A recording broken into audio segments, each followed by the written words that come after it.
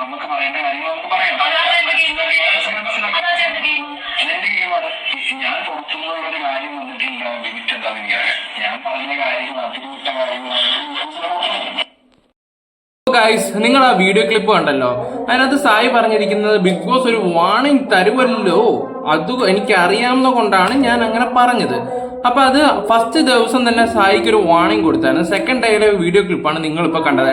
അതായത് തേർഡ് ഡേയുടെ ഇന്നത്തെ ബിഗ് ബോസ് ഒരു വാർണിംഗ് കൊടുത്തിട്ടുണ്ടായിരുന്നു. അതായത് എന്ന് വെച്ചാൽ പുറത്തെ കാര്യങ്ങൾ പിന്നെയും പറയരുത്. കർശനമായിട്ട് തന്നെ ബിഗ് ബോസ് ഇത് പറഞ്ഞിരിക്കുന്നത്. ഇയാടെ എന്തോ മൈൻഡ് ഗെയിം എന്നായി പറയുന്നത്. കാറിനകത്തിരുന്ന് ഈ അണഗുണഗുണമെന്ന് പറയുന്ന കൂടെ എളുപ്പ പരിപാടിയാണെന്ന് വിചാരിച്ചോ ബിഗ് ബോസ്? കഴിഞ്ഞ വട്ടം പറഞ്ഞ് ഞാൻ ചെന്നാൽ സിമ്പിളായിട്ട് കപ്പ് കൊണ്ടുവരുമെന്നാണ് പറഞ്ഞത്. ഇതിപ്പോൾ നല്ല രീതിയിൽ തന്നെ ബിഗ് ബോസ് വാർണിംഗ് കൊടുത്തിട്ടുണ്ട്. കാരണം ഈ പുറത്തെ കാര്യങ്ങൾ A to Z ഇങ്ങനെ വിളിച്ച് പറയുവാണെങ്കിൽ ഉറപ്പായിട്ട് ഇങ്ങനെ പുറത്താക്കും.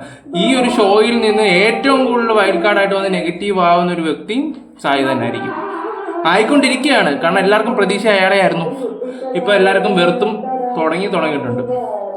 സീരിയസ് ആയിട്ട് പറഞ്ഞാൽ ഇപ്പം പുള്ളിയുടെ മൈൻഡ് ഗെയിമാണ്, അങ്ങനെയാണ് മറ്റേന്നൊക്കെ പുറത്തിരുന്ന് കാറായിരുന്ന് വൈഫ് ഇപ്പോൾ വിളിപ്പിക്കുന്നുണ്ട്. അതിലൊന്നും ഒരു കാര്യമില്ല, പണി കിട്ടാൻ പോകുന്നതേ ഉള്ളൂ. സായി ഇനി ശ്രദ്ധിച്ചില്ലെങ്കിൽ ഉറപ്പാണ്. എന്തായാലും ഒരു കാര്യം ഉറപ്പായി, ഇങ്ങനെ കപ്പ് കൊണ്ടുപോകാൻ ചാൻസ് ഇല്ല. എൻ്റെ അഭിപ്രായം ഞാൻ പറഞ്ഞു. ഇനി നിങ്ങളുടെ അഭിപ്രായം എന്തെങ്കിലും ഉണ്ടെങ്കിൽ കമൻറ്റ് ഇടാം.